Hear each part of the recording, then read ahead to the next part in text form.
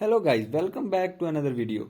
In this video I will show you how to fix Diablo Immortal crashing on startup problem on your Windows 11 or Windows 10. So to fix this issue, follow every step as I am showing in this video, and do not forget to subscribe this channel and also press the bell icon for the latest upcoming videos. Hope so this will fix your problem and help you a lot.